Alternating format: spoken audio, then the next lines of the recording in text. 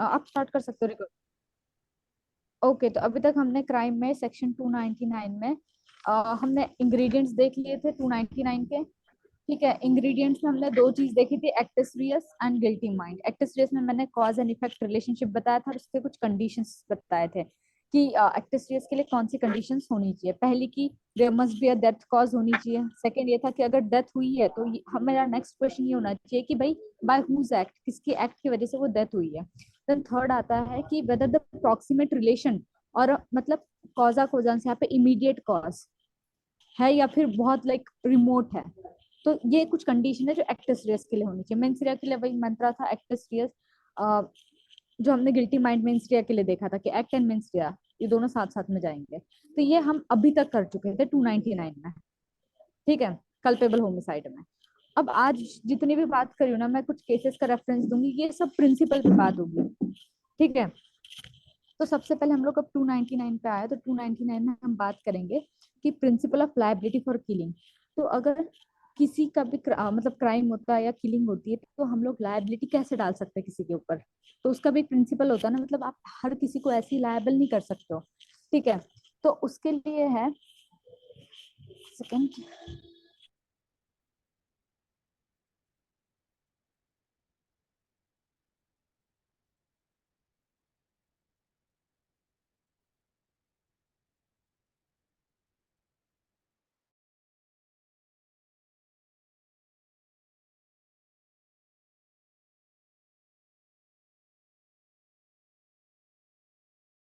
Sorry mute हो गया था एक्चुअली। ओके, तो क्रिमिनल लायबिलिटी अगर हमें किलिंग के लिए किसी के ऊपर भी अगर डालनी होती है ना, तो वो देखा जाता है ग्रेविटी, आपके जो आपने क्राइम किया, ऑफेंस किया, उसकी ग्रेविटी क्या है। ठीक है, तो एक ना जो कॉज का रिलेशन होता है वो होना चाहिए। जैसे मैंने बताया ना, कॉजा कोजांस, कॉज एंड इफेक्ट का रिलेशन कैसा होता है। तो कॉज एंड इफेक्ट का रिलेशन मतलब जरूरी नहीं कि बहुत ज्यादा इमीडिएट ही हो, और बट ऐसा भी नहीं होना चाहिए कि वो बहुत टू रिमोट हो। जैसे मैंने पेज में आप लोग देख पा रहे हो, तो वहां मैंने लिखा हुआ है, पहला पॉइंट ये लिखा है मैंने, जो सी आर है यहाँ पे वो है क्रिमिनल, क्रिमिनल लायबिलिटी। ठीक है, तो जो क्रिमिनल लायबिलिटी है तो हमें कैसे सेट करनी है, वो डायरेक्ट होनी चाहिए। ऐसा नहीं कि it's like very indirect thing, वो डायरेक्ट होनी चाहिए और डिस्टिंक्ट होनी चाहिए। सेकंड क्या कहता है, जो जो कॉजल रिलेशन है किसके बीच में, एक्ट और डेथ के बीच में, वो जरूरी नहीं कि बहुत ज्यादा इमीडिएट हो। ठीक है, जरूरी नहीं है, लेकिन ऐसा नहीं होना चाहिए कि बहुत रिमोट हो। इसमें किसी को कंफ्यूजन है? क्योंकि एक एक जो पॉइंट है ना उसको मैं एग्जांपल के साथ अभी आगे डिस्कस करूंगी। ओके, तो जैसे मैंने पहला पॉइंट ये बताया आपको, और इसकी कुछ कंडीशंस भी है कि अगर ये कंडीशन फुलफिल नहीं हुई ना तो आप किसी को लायबल नहीं कर सकते हो। पहली कंडीशन क्या है, आई होप डॉक्यूमेंट सबको दिख रहा है। पहली कंडीशन में ये कहता है जो कनेक्शन है बिटवीन द डेथ और एक्ट का, वो हिडन नहीं होना चाहिए, ऑब्सक्योर नहीं होना चाहिए। इसका मतलब ये है कि किसी पर्सन की डेथ हुई है लेकिन आपको कॉज ही नहीं पता, आप उसके कॉज कॉज तक जान नहीं पा रहे हो, इट्स अ हिडन ऑब्सक्योर, तो आप लाइबिलिटी किस पे सेट करोगे। ओके, तो ये पहली कंडीशन है। सेकंड कंडीशन क्या कहती है कि कॉन्करेंट कॉन्ट्रीब्यूटी कॉज इम्पॉसिबल टू से द, मतलब ऐसा कि बहुत सारी चीजों की वजह से हुई है। ठीक है, सब्सिक्वेंट कॉज है इसके, तो हमें नहीं पता एक्चुअली कि हुआ क्या है, लेकिन क्योंकि इसमें सब्सिक्वेंट कॉज है, काफी ज्यादा मतलब अलग अलग चीजों का कंट्रीब्यूशन है इसमें। और थर्ड, ये मैं जस्ट ओवरव्यू भी दे रही हूँ, उसको और डिटेल में भी मैं बताऊंगी। और सेकंड है कि अगर आपके जो एक्ट है ना उसका कनेक्शन ब्रेक हो गया है, मतलब होता है ना सीरीज ऑफ एक्ट, एक्ट में हम लोग क्या देखते हैं, सीरीज ऑफ एक्ट, कि आपने ये ऑफेंस किया तो एक सीरीज बनती है। अगर वो कनेक्शन ब्रेक हो गया तो भी आप लायबल नहीं कर सकते हो किसी को। तो ये मैंने बताया कि कैसे करते हैं और कंडीशंस बताई। ठीक है, अब मैं इन तीनों में ना एक एक एग्जांपल के थ्रू आपको बताऊंगी, फिर उसके बाद अगर किसी को कोई भी डाउट हो तो पूछ सकते हैं वो लोग। ठीक है, सबसे पहले मैंने क्या बताया कि कनेक्शन जो है बिटवीन एक्ट और डेथ का, वो अपस्केयर नहीं होना चाहिए, मतलब हिडन नहीं होना चाहिए। तो इसमें मान लीजिए कि लेट्स से एम्प्लॉयर ने अपने एम्प्लॉय को निकाल दिया। ठीक है, उस चीज में वो दुख होकर उसने सुसाइड कर लिया। ठीक है, तो यहाँ पे रीजन क्या था उसका, नौकरी से निकालना, या फिर हो सकता है फाइनेंशियल लॉसेस जो उसे हुए हो, या एक्स वाई जेड जो भी प्रॉब्लम हो। तो यहाँ पे हमें डेथ का रीजन नहीं पता, दैट्स ऑब्सक्योर। तो उसके लिए हम लोग उसके एम्प्लॉय एम्प्लॉय को हम लोग लायबल नहीं कर सकते हैं, राइट। तो वैसे ही no direct casual causal connection between act and अगर भाई जैसे अगर कोई लड़की सुसाइड करती है, ठीक है, और रीजन उसका हमें बिल्कुल नहीं पता, तो हम इसके लिए किसी किसी को भी रैंडमली लायबल नहीं कर सकते जब तक उसके जो डेथ का रीजन है वो हमें कंफर्म नहीं पता हो या कॉज नहीं पता हो।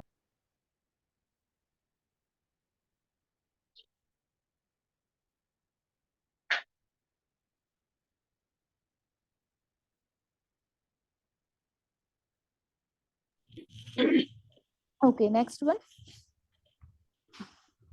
क्योंकि क्योंकि देखो क्या होता है ना कि ये बहुत ज्यादा इम्पॉसिबल होता है टू प्रूव करना कि एक कनेक्शन क्या था, डेथ जो हुई है और पर्टिकुलर जिस एक्ट की वजह से ये डेथ कॉज हुई है, ठीक है। अगर हमें जो रीजन नहीं पता, अगर वो जो उसका रीजन जो है वो ऑब्सक्योर है, ओके, पहला वाला क्लियर है? हम्म। इसमें किसी को कुछ बोलना है? नहीं, इसमें वही बता रहे हैं जैसे कि अगर किसी रीजन कंफर्म नहीं हो पा रहा है कि वो किस वजह से वो उसका डेथ हुआ, तो किसी को लाइबल नहीं ठहरा सकते हैं। इसमें कह एग्जैक्टली। सकते हैं जो पोस्टमार्टम रिपोर्ट है वो भी काफी कहते हैं वाइटल रोल निभाती है इसमें। इसका कारण क्या था या किस वजह से वो हाँ डेथ हुआ है। हाँ, लेकिन अगर हमें पता ही नहीं चल रहा है कुछ भी, जो कनेक्शन है एक्ट और डेथ का वो हिडन ही है, ओके, हम्म, कुछ कंफर्म वो होता है ना कि बियॉन्ड रीजनेबल होना चाहिए, हाँ, हम्म, राइट? तो यहाँ पे हमें पता ही नहीं चल रहा है तो वो ऑब्सक्योर है, हिडन है, तो इसके लिए आप लायबल नहीं कर सकते हो किसी को, हम्म। ठीक है। तो यहाँ पे इस ये कह रहा है इसमें कि इसमें इसमें एक मतलब एक हाई कोर्ट का था, डिसीजन था क्या कि जैसे कोई लड़का या लड़की ब्रेकअप हुआ, तो उसमें हाँ यदि यदि मतलब जैसे लड़की या लड़का कोई मतलब कह रहा है कि यदि ब्रेकअप हमसे करेगा तो मतलब हम सुसाइड कर सुसाइड लेंगे, कर लेंगे, यदि हाँ उसमें कर भी लेता है तो हाँ। वो लायबल नहीं है हाई कोर्ट के डिसीजन के एग्जैक्टली। एग्जैक्टली, अनुसार। एग्जैक्टली, यहाँ पर ना कुछ वैसे एग्जाम्पल भी आएंगे कि जैसे कि एक माँ है, वो अपने बच्चे के बुरे बर्ताव की वजह से बहुत परेशान, उन्होंने सुसाइड कमिट कर लिया। तो बर्ताव इन द सेंस उनका बेटा ये नहीं है ना कि वो टॉर्चर करता था, मतलब उसको उनकी उसकी आदतें नहीं पसंद या कुछ ऐसा है जो उन्हें नहीं पसंद, तो उसकी वजह से उन्होंने सुसाइड कर लिया। अब इसके लिए आप बेटे को लायबल नहीं कर सकते हो, समझ हम्म, रहे हो? तो वो कंडीशन है कुछ ऐसी जो कि आप कंक्लूजन पे नहीं जा पा रहे हो, लाइक क्यों इन्होंने खुद का डेथ कॉज किया, तो वो ऑब्सक्योर है, हिडन है, ठीक है। ये क्लियर है? हम्म। Okay. Connection between cause and effect is not only definite but obvious, but they all are cases in which the death is such a remote and improbable consequence of the act. मतलब कि ये कह रहा है कि या तो आपको एकदम डेफिनेटली पता हो तो काम चलेगा, या ऐसा हो ना कि like you can just say कि आप डॉट कनेक्ट कर पा रहे हो बट इट्स लाइक प्रोबेबिलिटी है, यू आर नॉट श्योर, ठीक है। उसका जो कॉज है वो बहुत टू रिमोट, ओके, तो उस केसेस में आप एक और जो कॉन्सिक्वेंसेस भी है वो इनप्रोपेबल है, आपको नहीं पता। जैसे मैंने ये मदर वाला एग्जांपल दिया, कुछ भी हो सकता है, X Y Z, right? Okay, जो मैंने सेकंड कंडीशन बोली वो क्या है? वो है कि जो difficulty in ascertaining the immediate cause of death due to the inconspicuous concurrent cause, जैसे मैंने लिखा हुआ है, आप देख पा रहे हो, कंकरेंट कॉन्ट्रीब्यूटरी कॉज मैंने लिखा हुआ है, ठीक है। अब इसमें इसका मतलब क्या होता है ना, ये सब कंडीशन है जिसमें कि आप लायबल नहीं कर सकते हो इंसान को, समझ रहे हो? हम प्रिंसिपल, हमें मतलब पढ़ते हुए ये भी ध्यान रखना है कि हम पढ़ क्या रहे हैं, तो ये प्रिंसिपल है। अगर किलिंग के लिए हमें किसी को भी लायबल करवाना है तो हाउ कौन सी प्रोसेस हम फॉलो करेंगे, कैसे कैसे चीजें हम लोग देखेंगे, राइट? हर बार हमें चेक करना है। अब सेकंड, ये जो मैं कह रही हूँ कॉन्करेंट कॉज वाला, तो अब जैसे इसमें क्या हो गया कि एक आदमी है, ठीक है, उसको इंजरी हुई है, उसके लिए वो सर्जिकल ऑपरेशन में गया, ऑपरेशन कर रहा है और उसकी वजह से उसकी डेथ हो गई। एग्जाम्पल समझ में आया मैंने जो दिया अभी? A man receive an injury, ठीक है, जिसके लिए ही undergo a surgical operation, as a result of which he dies, तो ओके। इसमें इसमें concurrent contributing cause impossible to say act, इसका मतलब क्या हुआ? जैसे कॉन्करेंट कंट्रीब्यूटिंग एक्ट कॉजेज आप इम्पॉसिबल टू आपको से। आपको नहीं पता इसमें कि इंजरी की वजह से उसका डेथ हुआ है या फिर जब ऑपरेशन के टाइम पे ओके, कुछ हुआ है, ऑपरेशन के बाद जो हुआ उसके वजह से उसका डेथ कॉज हुआ है, ओके, ओके, हाँ, आप समझ में आया। ओके। और एक इसका एग्जांपल दे सकती हूँ मैं। Let's say a man refuse to undergo surgery, मतलब उसे इंजरी हुई है, अब वो मना कर रहा है कि वो सर्जरी नहीं करवाएगा, ठीक है, हम्म, उसने मना कर दिया।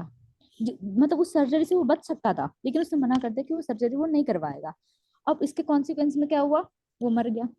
मर गया। तो हमें नहीं पता वो इंजरी की वजह से मरा है या फिर वो उसने सर्जरी कराने से मना के उसकी वजह से मरा है। Got my point? Hmm hmm okay.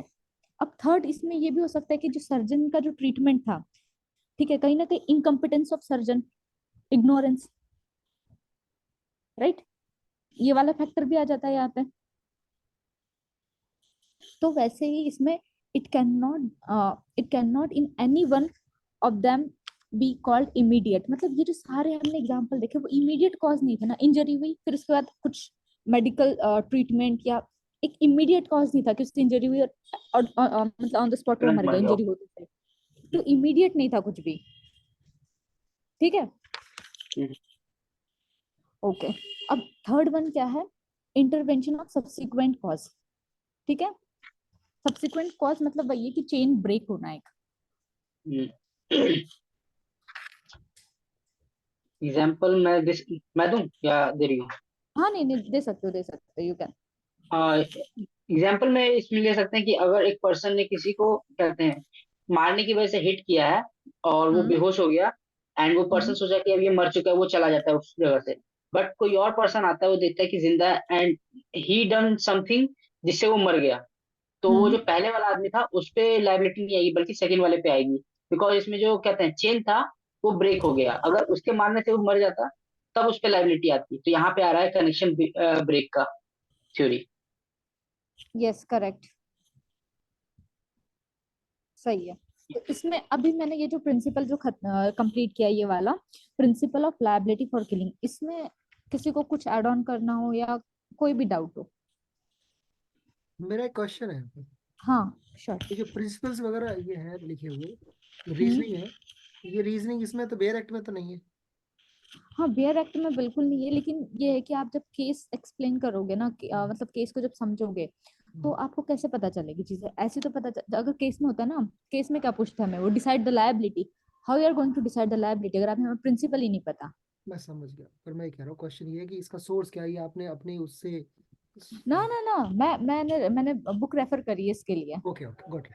Okay मतलब मैं अपने आप से मतलब एक पॉइंट एक वर्ड भी मैं खुद से ऐड नहीं कर ना रही ना ना इसमें, बिल्कुल ना भी ना, नहीं। मैं दैट्स मैं पूछ रहा हूँ कि ये हाँ बुक में डिफाइन कर रखा है, या फिर हाँ। ये हम प्रॉब्लम सॉल्व करते करते अपनी रीजनिंग बना लेते हैं वो। मैं समझ गया, ना ना, बुक में ये है। एक, हाँ, ये फॉर्मल है। ऑथर ने लिखा हुआ, यस। दैट्स फाइन, ये फॉर्मल, ओके गॉट इट। या okay.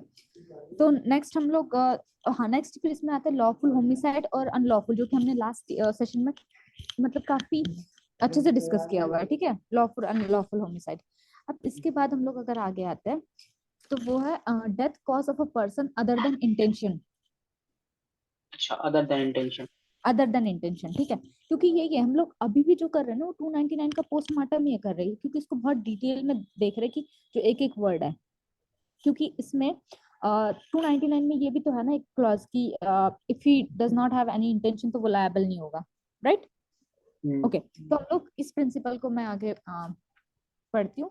Death cause of a person other then intended, तो ये इससे किसी को कुछ कोई केस याद आ रहा है, death cause of a person other then intended? सोचो। हाँ वो था ना एक जिसमें कोई जहर था, देना चाहता था इंश्योरेंस के लिए, फेंक एग्जैक्टली दिया, करेक्ट। उठा के किसी और बच्चे ने अपाला खा लिया। हलवा केस। जैन काली यस। पता नहीं क्या नाम था उसका, कुछ ऐसे ही। सूर्य मूर्ति, सूर्य मूर्ति, हाँ। हाँ, MS मूर्ति, हाँ। या अपाला, अपाला को खिलाना, हलवा, हलवा केस ऐसे याद रखा आपने हल इससे। वाला केस। हाँ। ओके, तो ये वाला प्रिंसिपल, अब देखो अगर वैसा कोई हमें केस आता है, ठीक है, एग्जाम में, तो हम ये वाला प्रिंसिपल बोल सकते हैं कि भाई यहाँ पे ये प्रिंसिपल यूज किया गया कि death cause of a person other then intended, और फिर हम ये एक्सप्लेन करेंगे कि हम लोग क्यों बोल रहे हैं, right, what my point. Okay, तो अब इसमें देखो सेक्शन 301 ऑफ आईपीसी ओपन करना जरा।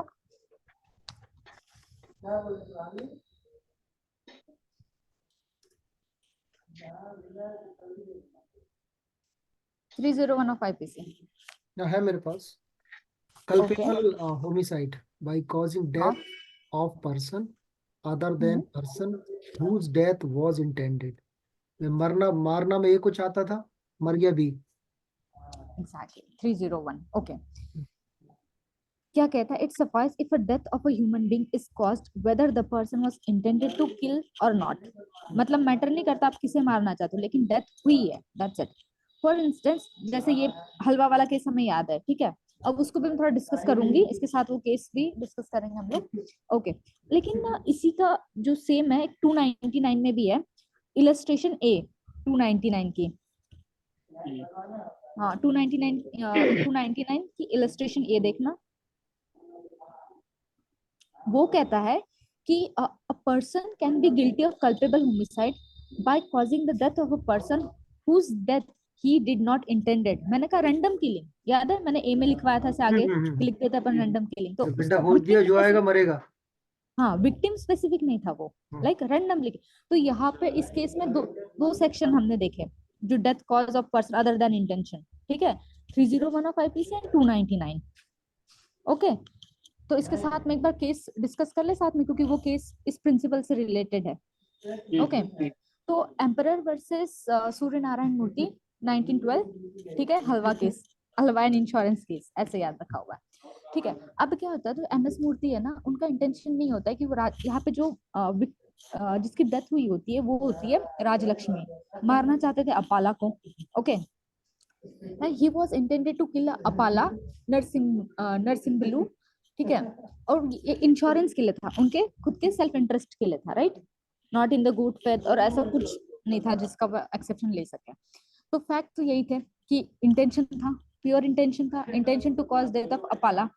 सेकेंड ये था कि मोटिव जो था वो क्या था, इंश्योरेंस, पैसा, सेल्फ इंटरेस्ट। थर्ड ये था कि there was a neither intention nor the knowledge. लेकिन जो राजलक्ष्मी का जो डेथ हुई है उसके बारे में ना तो उनका इंटेंशन था ना ही नॉलेज था। ओके, ये फैक्ट इतने क्लियर है।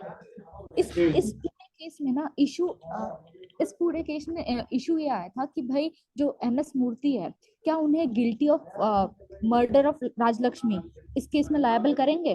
तो यस, क्योंकि उन्होंने किया है मर्डर। हमने अभी पढ़ा 299 क्या कहता है, ये कि मैटर नहीं करता आपका इंटेंशन हो या ना हो, ठीक है, डेथ हुई है तो हम उन्हें गिल्टी माना जाएगा। सेकंड इशू ये आता है यहाँ पे कि causing the death of particular person is necessary to make a liable for culpable homicide or murder. तो जरूरी है कि स्पेसिफिक, मतलब किसी जिसका आपने सोचा था विक्टिम स्पेसिफिक हो, तो ये तो नहीं कहता है, ठीक है, 299 का इलस्ट्रेशन ये, ठीक है। ओके, सेकंड कहता है whether the contributory action of a victim provide a exception. मतलब इसमें क्या होता है ना कि अपाला ने क्या किया, हलवा पास ऑन कर दिया, राइट, तो कंट्रीब्यूटरी एक्शन हुआ यहाँ पे,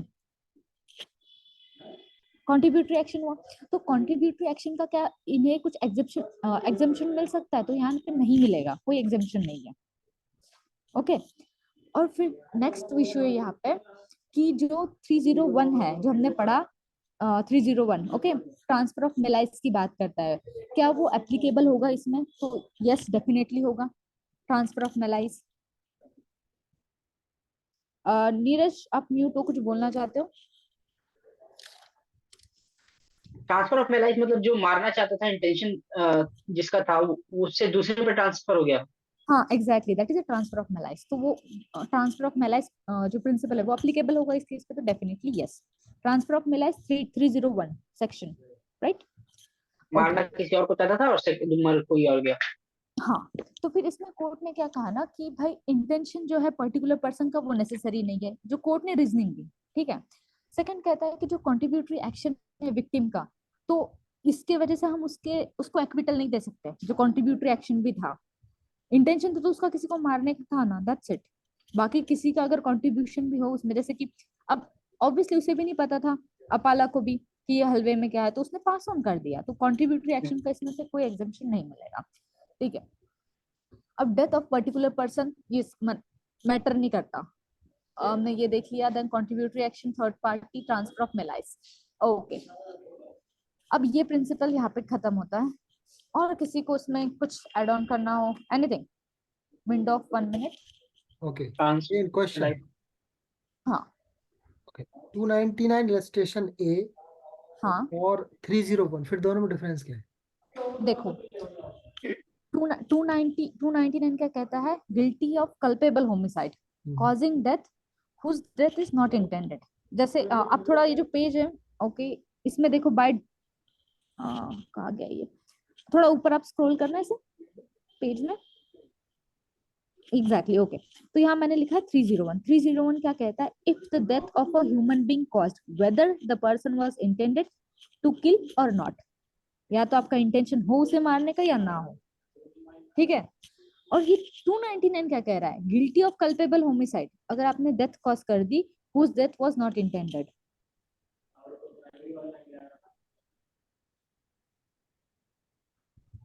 301 में हो रहा है कि आप मारना किसी और को चाहते थे, मर कोई और गया। बट जो 299 में है, वो आपका इंटेंशन किसी एक पर्टिकुलर के बारे में था ही नहीं, वो पहले से ही किसी रैंडम पर्सन के बारे में था। Exactly randomly killing. तो ये मेन डिफरेंस है 299 पे और 301 में। तो यहाँ पे 299 इलस्ट्रेशन ए का मतलब, हम्म, आपको जब आप कैच कर रहे थे उसमें पता नहीं था किसको मारना है, हम्म एग्जैक्टली, आपने जाल हम्म, फेंक दिया मछली फंसाने के लिए।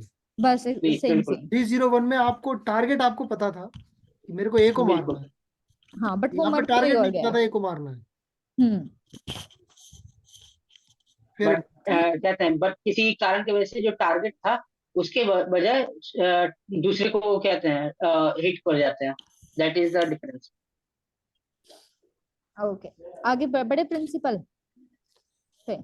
तो यहाँ पे होता है ना, हमने बहुत बार बेयर एक्ट में पढ़ा है, by doing an act, by doing an act, तो व्हाट डज इट मीन, हमें ये भी पता होना चाहिए ना। एक्ट है भाई, एक्ट में क्या क्या क्या होता है, क्या लायबिलिटी होती है, क्या लीगल बाउंडेशन होती है एक्ट में। एक्ट तो कुछ भी हो सकता है, अगर लेमैन के लैंग्वेज में एक्ट तो कुछ भी हो सकता है, बट लॉ के टर्म में अगर हम बेयर एक्ट पढ़ते तो we should be very precise कि व्हाट इज एक्ट। तो कोई मुझे बताएगा act, series of act, section 32 33। okay, act deal with 32, series of act deal with 33, and it omission of act भी इसमें कवर होता है। okay. तो ये एक्ट मतलब क्या होता है ना कि ओमिशन वॉलेंटरली कॉजिंग डेथ, मतलब आप वॉलेंटरली ऐसा एक्ट कर रहे हो जिसकी वजह से डेथ कॉज हो रही है। वॉलेंटरली एक्ट करना या वॉलेंटरली ओमिशन ऑफ एक्ट, समझ रहे हो, या तो आप वॉलेंटरली ऐसा काम कर रहे हो जिसके वजह से डेथ हो रही है, या तो वॉलेंटरली वो काम नहीं कर रहे हो जिसके वजह से डेथ हो रही है। Got my point? Act and omissions. Exactly अब ना डेथ ना मतलब लाखों करोड़ों रीजन है जिसके वजह से डेथ हो सकती है किसी की, ठीक है। तो ये तो कोई स्पेसिफिक नहीं किसी पर्टिकुलर इसी चीज से डेथ हो सकती है, ऐसे बहुत से रीजन है। हेंस डेथ में also be cause by the neglect, तो जो डेथ है वो नेग्लिजेंस की वजह से भी हो सकती है, ठीक है, जैसे कि स्टारवेशन की वजह से। ओके लेकिन यहाँ पे हम लोग जो डेथ को मर्डर कब मानेंगे, डेथ तो कैसे भी हो सकती है, लाइक नेचुरल डेथ भी हो सकती है, बट हम डेथ को मर्डर कब मानेंगे। आई होप ये जो मैंने लिखा हुआ है ये थोड़ा विजिबल है। इट इज डेथ इफ, ठीक है, अगर क्या हो, ए जो हो, ए वॉज अ जेड का जेलर, मतलब कि मान लो कोई एक प्रिजनर है, ठीक है, अब जेलर है, जेलर का ड्यूटी क्या है, he is bound by the law कि वो उसका टेक केयर करे, उसे टाइम पे खाना दे, मतलब एक जो कंडीशन जो होनी चाहिए लिवेबल कंडीशन वो उसे मिले, राइट। तो अगर ये मर्डर होगा कब, अगर जेलर क्या है, ओमिशन ऑफ, जो ओमिशन ऑफ एक्ट करता है, ठीक है, मान लो वो खाना ही नहीं दे रहा है उसे, ओके, या जो फैसिलिटी जो चाहिए एक आदमी को जिंदा रहने के लिए थोड़ी बहुत भी चाहिए वो नहीं प्रोवाइड कर रहा है जेलर, तो क्या होगा, वो मर्डर होगा, राइट। अगर हाँ, वो अगर कहते हैं इंटेंशनली कर रहा है तो दैट इज मर्डर। मर्डर हो गया इंटेंशन, ओमिशन में ना, वो कोई काम इंटेंशनली नहीं कर रहा अगर है। कर रहा है तो बात बात इंटेंशन की नहीं है, बात ये कि लीगली बाउंड हो आप जेलर हो, आपका वो आपको अथॉरिटी दी है, यू आर हाँ bound by law to do that, हाँ। और आप वो नहीं कर तो रहे यहाँ हो, पे omission omission of omission, act की ओमिशन वजह कर से। रहा है, कोई एक्ट जो उसको करना था वो नहीं कर रहा है, उससे डेथ। Exactly, okay. और कोई इन्फेंट चाइल्ड हो तो ये माँ की ड्यूटी है, ये पेरेंट्स की ड्यूटी है कि उसे प्रोवाइड करे फूड और जो भी एक हम्म, जिसे बेसिक नीड चाहिए। अगर अगर मान लीजिए कोई बेड रिडन है और आप कोई बिस्तर पे है, ठीक है, और किसी ने नर्स हायर करी हुई है, तब वो नर्स की ड्यूटी है कि आपकी वो टेक केयर करे। अगर वो नेग्लिजेंट होती है और उसके वजह से आपकी डेथ कॉज होती है, then you can say it is a murder, that is murder. Right. Murder. Exactly हाँ। और अब ये मर्डर कब नहीं होगा आपके एक्ट से, अगर मान लीजिए कोई बेगर आया आपके सामने और आप उसको नहीं दे रहे हो, खाना नहीं दे रहे हो लेट से, या आप नहीं दे रहे, तो आप ड्यूटी बाउंड नहीं हो, राइट। लीगली आपका कोई वो नहीं है कि आपको उसे देना ही है, ये भी अगर वो मर गया तो आपको आप लायबल होंगे मर्डर के लिए, नहीं। इसीलिए हमें पता होना चाहिए हमारे कौन से एक्ट कॉज कर सकते हैं मर्डर, और कौन से omission of act as a murder cause कर सकते हैं। तो इसको अगर समझ किया जाए तो ये बात है कि अगर आप किसी काम को लीगली ड्यूटी बाउंड करने के लिए और वो आप नहीं करते हो, या आप वो काम हम्म करते हो और किसी का हम्म डेथ हो जाता है, तब आप लाइबल रहेंगे। बट हम्म मोरली अगर कोई चीज करेक्ट है या इनकरेक्ट है, वो आप करते हो या नहीं करते हो, उससे किसी का डेथ होता है, तो आप उसके लिए लाइबल नहीं है। एग्जैक्टली, ठीक मोरालिटी है। शो करने के लिए अगर आपने मोरालिटी नहीं शो करी है, उसके लिए अब इसमें थोड़ी कोई प्रोविजन है, right. You hmm. Can be punish जो लॉ में स्टैट्यूट में दी हुई है कंडीशन, उसके उसके अलावा आप लायबल नहीं हो सकते, ठीक है। लीगली ये अगर आप प्रिंसिपल, बाउंड है किसी ड्यूटी को काम करने के लिए तो। ये प्रिंसिपल क्लियर है। हम्म। हम आगे बढ़ सकते हैं। Okay, okay. So next principle बात करता है death cause by effect of words. बड़ा सिली साउंड में, मतलब बड़ा सिली साउंड करता है, बट काफी गहराई है इसमें। देखो क्या कह रहा है, death cause by effect of words. I hope handwriting visible है। Some particular okay, instance. हाँ। तो क्या होता है कभी कभार ऐसे मतलब इंस्टेंसेस सॉरी इंस्टेंसेस। होते हैं जहाँ पे ना, मतलब पर्टिकुलर ऐसे सर्कमस्टेंसेस होते हैं जहाँ पे एक ऐसी सिचुएशन होती है जहाँ पे मियर वर्ड्स हो गए, या और भी आपके ऐसे एक्शन, ठीक है, आप फिजिकली कुछ नहीं कर रहे हो, भले ताना ही आप दे दे के फिजिकली मार कुछ दिया, नहीं कहते कर ना, ताना दे दे के मार दिया उसको। रहे। एग्जैक्टली इतना एग्जैक्टली, इट सुना कैन दो, बी। बोले बस धरती बोझ हो गई, छोड़ के भाग जाओ। तो आपको सेम लायबल कराया जाएगा जिस तरह से अगर आप फिजिकल असॉल्ट करते हो ना, अगर उस केस की अगर फिजिकल असॉल्ट करते हो तो जितनी पनिशमेंट मिल सकती है आपको, सेम उतनी ही इस कंडीशन में मिलेगी अगर डेथ कॉज हुए with the effect of words, ठीक है। मतलब इसमें ना देखो मैंने आगे नेक्स्ट पॉइंट में लिखा हुआ है कि अक्यूज्ड जो है वो लायबल होगा सेम पनिशमेंट जैसे एक फिजिकल असॉल्ट के लिए भी होती है, ठीक है। एग्जाम्पल इसका मान लो कि आपने किसी को इंड्यूस कर दिया, इतना बोल बोल के उसे उस लेवल पे ला लिया कि वो खुद ही पॉइजन ले रहा है, राइट, वो खुद ही स्वेलो कर रहा है पॉइजन, गॉट दैट। जैसे फिजिकल असॉल्ट होता है, वैसे ये एक तरह से ये मेंटल असॉल्ट है। और एक एग्जांपल देती हूँ, देखो। A man kills a sick person intentionally by making a loud noise. मतलब कि उसे पता था इसे पर्टिकुलर क्या प्रॉब्लम है, स्टिल उसने बहुत ज्यादा लाउड नॉइज किया जिसकी वजह से उसकी डेथ हो गई, ठीक है। अब जैसे ना, एक वो जो आदमी था उसे एक abnormal dilation of blood vessel, ठीक है, ये एक प्रॉब्लम थी, ठीक है, हार्ट की प्रॉब्लम थी। अब क्या हुआ, ए उसके रूम में आया, ठीक है, ये उसके रूम में आया और काफी जोर से चिल्लाया, ओके, जोर से चिल्लाया और फिर उसके कान में जाके बोला योर वाइफ इज डेथ, ऐसे बोला तो उसके कान में, ठीक है। And intended to kill and in fact kills him, उसका इंटेंशन था उसे मारने का, और उसे पता था कि ये लाइक इतना कमजोर है, इसे ये प्रॉब्लम है, एन्यूरिज्म जिसे कहते हैं, अब normal dilation of blood vessels, ठीक है। तो उसने इंटेंशनली वो करा, तो ए लायबल होगा for the murder in the same manner. अगर वो नॉर्मली उसे पॉइजन देता या किसी और तरीके से भी मारता तो उस कंडीशन में तो लायबल होता, लेकिन इस कंडीशन में भी होगा वो, उसका इंटेंशन था, उसे पता था इंटेंशनली, ठीक है, कि भाई वो लाउड साउंड नॉइज से जो है ये पर्सन जो है इसे इफेक्ट हो सकता है करके, स्टिल ही डिड दैट। तो इट मीन्स ये कि अगर प्रिंसिपल है। किसी का एक्ट इतना सीवियर नहीं है कि नॉर्मल पर्सन का जान ले सके, बट एक सिक पर्सन का जान लेने के लिए, अगर वो जानता है कि वो सिक पर्सन इस तरह से इंजरी अगर उसको होगा, मतलब स्मॉल इंजरी भी होगा तो मर जाएगा, देन ही हाँ, will be liable for the murder. Exactly exactly. तो एक यहाँ अगर बिल्कुल पर लेकिन अगर वही उसको नहीं पता होगा एंड वो कहते हैं बिना इंटेंशन के ऐसा कर देता है, तो वो लायबल नहीं होगा मर्डर के लिए। एग्जैक्ट, तो यहाँ पे जो इविल है प्रोड्यूस, वो हम्म। डेथ हुआ है, जो इफिशिएंट कॉज है, वो हम्म। कॉज क्या था उसका, जो वर्ड उसने बोले, राइट, हम्म। जो हम्म। वर्ड उसने बोले दैट इज अ कॉज, ठीक है। और जहाँ प्रोड्यूस हुआ इविल, जो प्रोड्यूस हुआ दैट इज अ डेथ हुई है, ठीक है। ये एक बिल्कुल प्रिंसिपल में जनरल मुझे नहीं एग्जांपल, लगा। एक बिल्कुल जनरल से एग्जांपल और ऐड कर सकते हैं इसमें।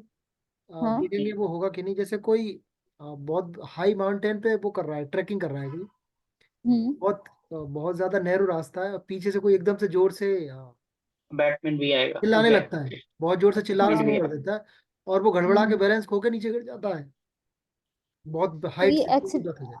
इट डिपेंड कि आपका इंटेंशन है, और it just a मियर accident, if it just a मियर accident you hmm. Won't be liable. मतलब अगर मेंस रिया तो प्रूव हो गया कि उसने जानबूझ के किया, तब फिर उसने सेम केस कर दिया। हाँ, तो फिर आपको मेंस देखनी, तो फिर अगेन स्टार्ट विद बैकग्राउंड की कुछ दोनों में एनिमिटी थी नहीं थी, कोई प्रॉपर एक वी कैन से कोई ग्राउंड था जिसमें कन्वर्सेशन वो हीट ऐसा कर हीट सकते थे। कन्वर्सेशन हुआ था कि नहीं हुआ था। हाँ, anything we have to see that. Okay, तो यहाँ तक क्लियर है।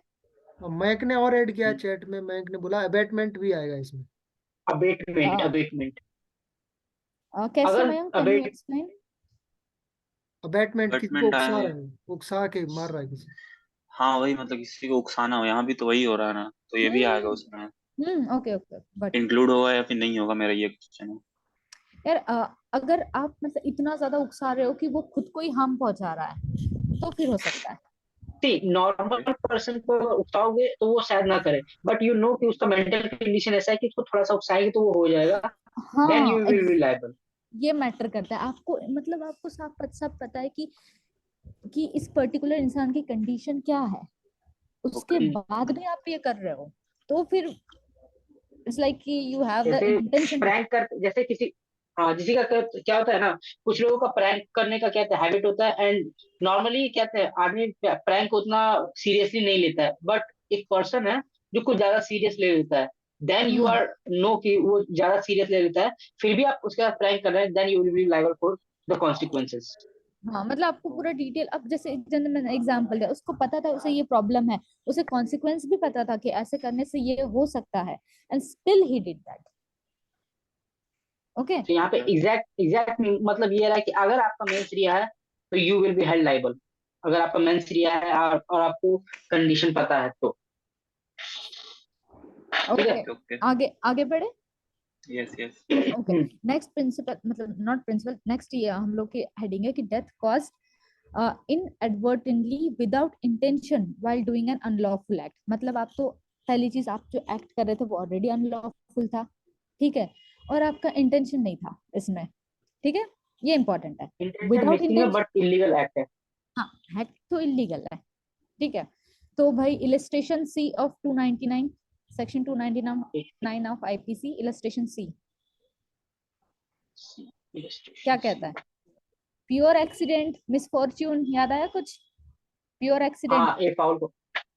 आपका इंटेंशन नहीं है, जैसे आप, जैसे अभी नीरज ने एग्जांपल दिया था वो माउंटेन पे, अगर भाई है उसका इंटेंशन नहीं था, नहीं, it was just an accident और मिसफॉर्च्यून, तो आपको कल्पेबल होमिसाइड के लिए नहीं लायबल कराया जाएगा, ठीक है। वैसे यहाँ पे ना एक एग्जांपल मैंने काफी इंटरेस्टिंग सा पढ़ा, मैं सुन के शॉक, मतलब मैं पढ़ के शॉक हो गई। अब क्या होता है ना, एक थीफ होता है, वो उससे बस पर्स चोरी करना होता है, उसे नहीं पता कि बी के पॉकेट में पिस्टल रखी हुई है। अब वो हाथ डालता है उसके जेब में पॉकेट निकालने के लिए, अब गलती से क्या होता है, पिस्टल दब जाती है, अब वो उसकी हो जाती है डेथ, ठीक है, जिसका वो पॉकेट मारना चाहता है। तो अब वो जो थीफ होगा ना, चोर होगा, उसको लायबल कराया जाएगा सिर्फ इसके लिए, पिक पॉकेटिंग के लिए, नॉट फॉर थेफ्ट द के लिए। मर्डर। हाँ, नॉट फॉर द मर्डर, ठीक है, इसे समझ इसका में आया? बट अगर वो मैं इसका मैं बहुत इसका मैं लाइव एग्जांपल रहता है बहुत ज्यादा। एक हम्म, नॉर्थ इंडिया में खासकर एक वर्ड होता है हर्ष फायरिंग। हाँ ये हाँ ज्यादा हाँ होता है और ये बहुत बड़ा प्रॉब्लम है यहाँ पर। हर्ष फायरिंग किसको हाँ, बोलते हैं कि यहाँ पर जितने भी शादी के फंक्शन होते हैं या कोई और हम्म गैदरिंग होता है, तो उसमें वो लोग फायर आर्म्स लाते हैं और उनको हम्म ऊपर शूटिंग करते हैं। तो हर हम्म, सीजन में दो चार निबट जाते हैं हर्ष हाँ फायरिंग के चक्कर में।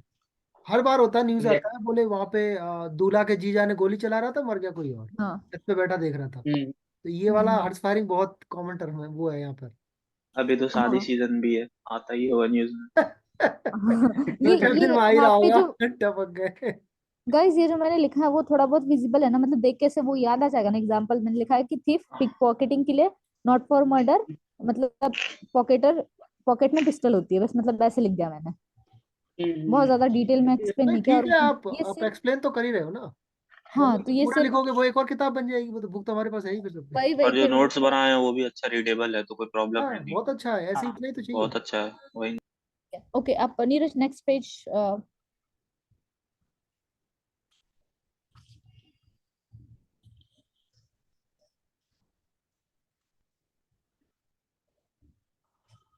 Okay, thank you.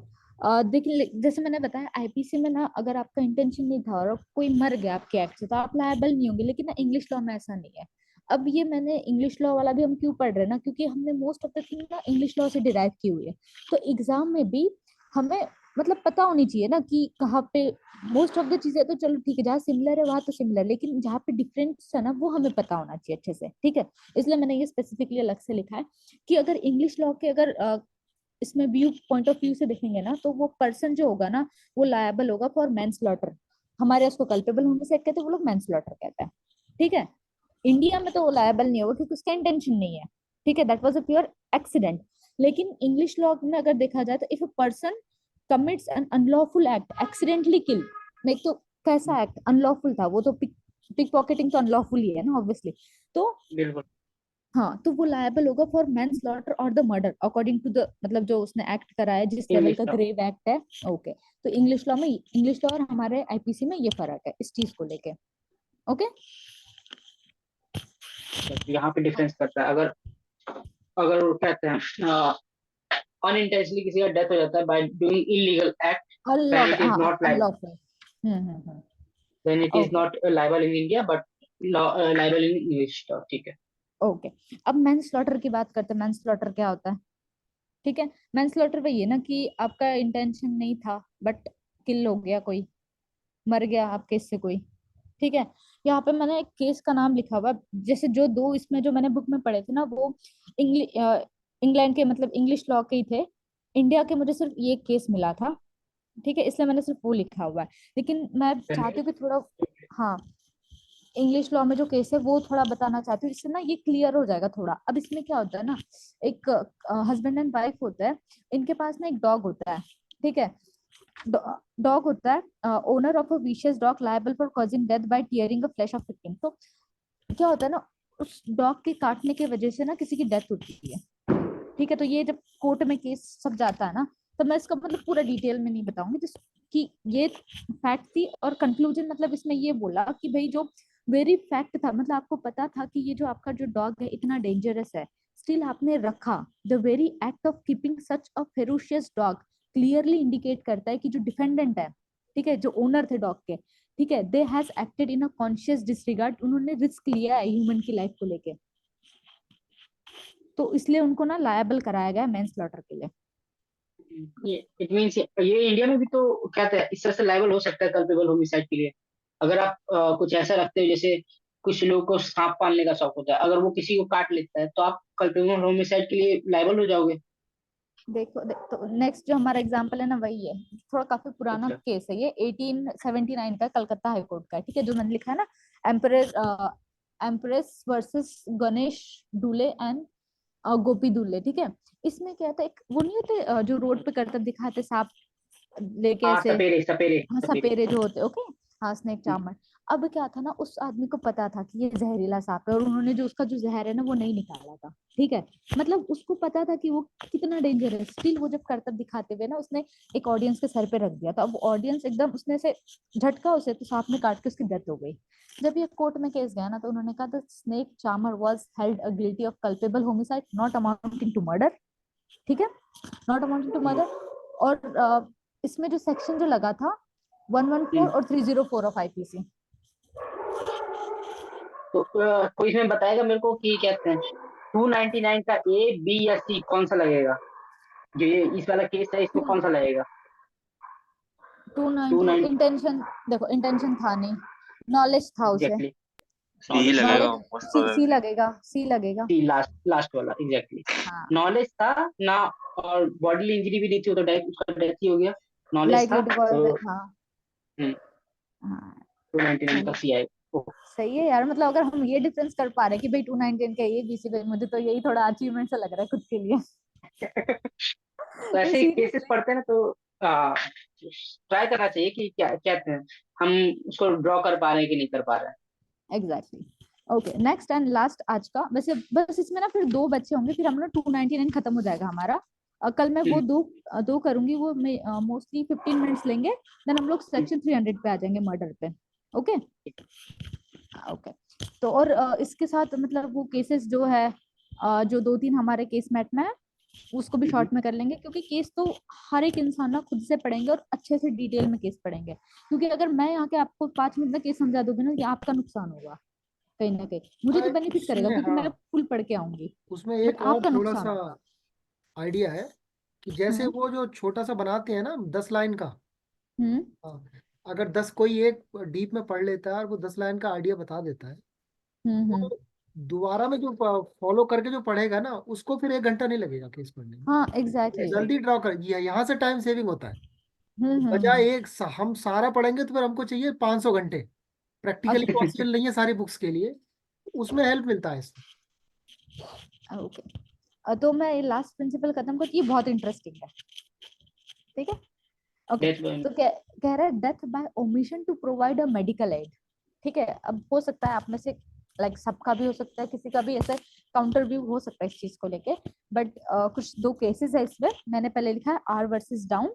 ठीक है, अब इसमें क्या होता है ना कि जो अक्यूज्ड है, ठीक है, accused in the obedience to the tenant, जो इसमें क्या होता है कि वो एक सेक्ट को फॉलो करता है, ठीक है, एक पेक्यूलियर पीपल सेक्ट करके है, उसको फॉलो करते हैं। तो उन्हें ये लगता है कि भाई जो हमारा बच्चा है ना उसे भगवान ही ठीक कर देंगे, मतलब जो गॉड जिसमें भी वो फेथ है उनका वो ठीक करेंगे, तो हमें मेडिकल एड नहीं देंगे बच्चे को करके, तो वो वैसे ही रख देते हैं और उनके बच्चे की डेथ हो जाती है।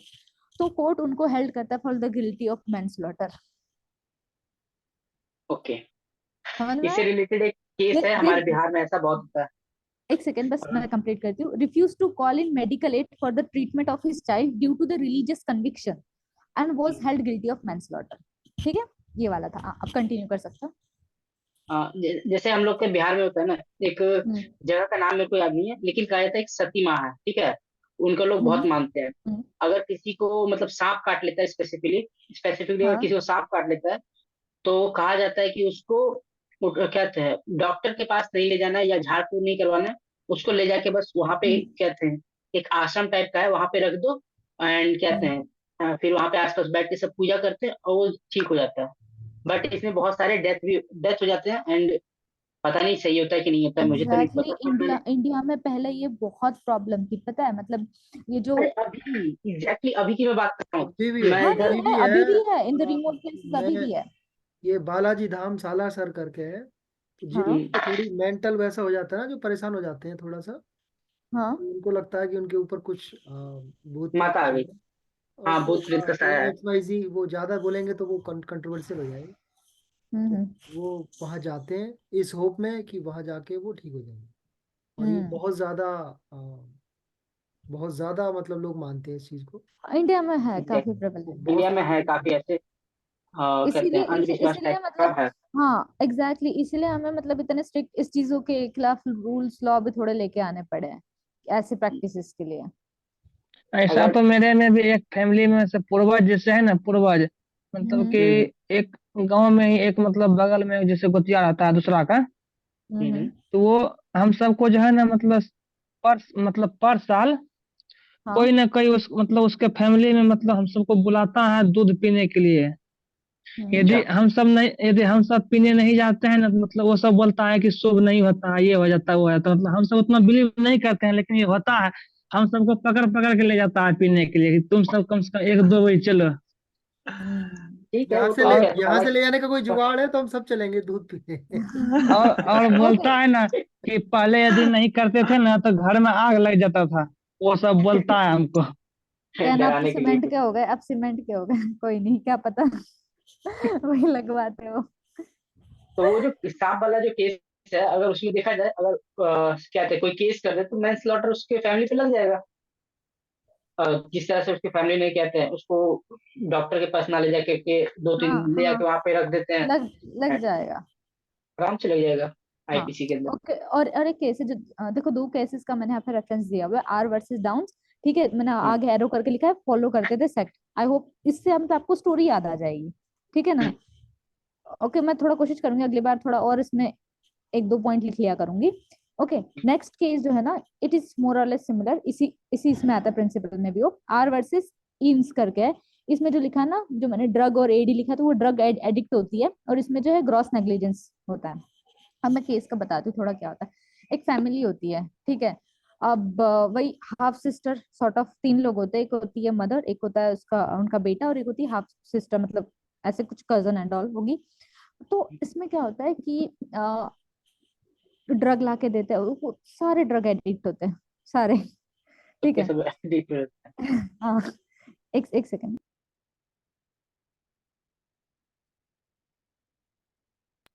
तो ये मतलब they had all had a history of the drug addiction, ठीक है। अब ए डिसाइडेड नॉट टू सीक। अब क्या होता है ना, ए ने बहुत ज्यादा ओवरडोज कर लिया होता है, ठीक है, बहुत ज्यादा हीरोइन का, बहुत। तो जो ए है वो डिसाइड करती है कि हम लोग मेडिकल असिस्टेंस नहीं लेंगे, और जो सी है, ठीक है, जिसने ओवरडोज किया होता है, उसको जो है वो रात में ऐसे ही रखेंगे, वो रिकवरी हो जाएगी अपने आप उसकी करके, ठीक है, hoping that she would be recovered spontaneously, अपने आप वो बढ़िया जल्दी ठीक हो जाएगी करके। अब क्या होता है ना, और ये जी को रिस्पॉन्सिबिलिटी देती है कि भाई तुम इसका देखभाल करना, ठीक है, it's your duty to take care of her. और रात में भी वो अकेले ही रूम में सोती है, उसके पास कोई होता ही नहीं है, ठीक है, और सुबह उठ के देखते हैं तो उसकी डेथ हो गई होती है, ठीक है। अब जब ये फिर कोर्ट में केस जाता है, तो ए और जो जी है, ठीक है, तो इनको कन्विक्ट करते हैं मैनस्लॉटर के लिए बाय ग्रॉस नेग्लिजेंस। कहते हैं आपकी नेग्लिजेंस की वजह से जो है वो इसकी डेथ हुई है करके। और जो जज है वो ये मतलब जो उन्होंने डिफेंस में दिया था अपने, कि भाई हमारी ड्यूटी नहीं है करके, it's not our duty, we are not liable for her death.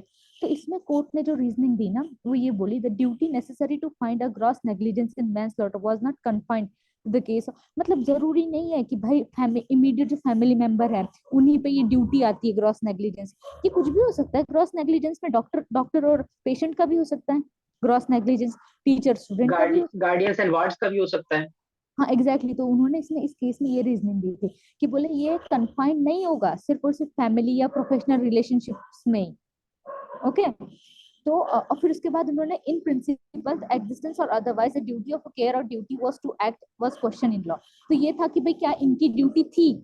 तो इसमें फिर कोर्ट ने कहा कि since the C condition was very serious, जो सी की कंडीशन थी ओवरडोज की वजह से वो बहुत सीरियस थी, and in adequacy of an overdose, G and A believed, G और ए ने खुद नहीं वो रिस्पॉन्सिबिलिटी ली थी, वो believe that they were responsible for the care of C, right.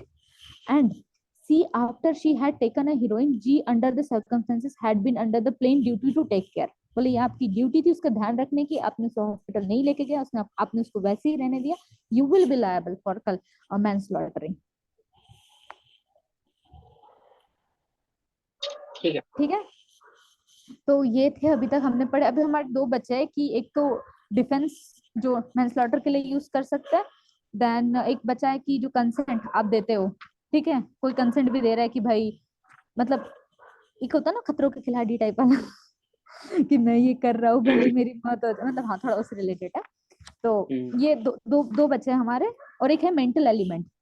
Okay, ये तीन बचे हुए हैं। प्रिंसिपल हार्डली 15 और 20 मिनट्स इट विल टेक, तो इसका हम लोग मर्डर स्टार्ट कर देंगे। तो गाइस कैसा लगा फिर आज का नहीं, सेशन? मर्डर कुछ करना नहीं है, सजेशन? मर्डर करना नहीं है, सॉरी। हाँ हाँ मैं क्लोज मर्डर कर कर दूंगा। देंगे। तो ये वाला मर्डर स्टार्ट कर देंगे, नहीं। ना अभी जी। हम मर्डर स्टार्ट कर देंगे। नहीं मतलब किसी को कोई सजेशन देना हो कि थोड़ा इसमें इस एस्पेक्ट में इम्प्रूव हो सकता है, या फिर एनीथिंग एल्स, मोस्ट नहीं, वेलकम। मेरे को बहुत सही लगा आज। अल्टीमेट था कंटेंट तो। नहीं सब कुछ मतलब ठीक था, ऐसा, सिर्फ वही केस में थोड़ा थोड़ा एक दो पॉइंट लिखना है बस, बाद बाकी सब ठीक हो जाएगा। अभी हम लोग हाँ बहुत नहीं ये मैंने थोड़ी जल्दी जल्दी ऐसे लिखे, तो वो हैबिट है ना काफी एक एक या दो दो वर्ड्स लिखने की, तो थोड़ी ग्रेजुअली वो हो जाएगी, ठीक।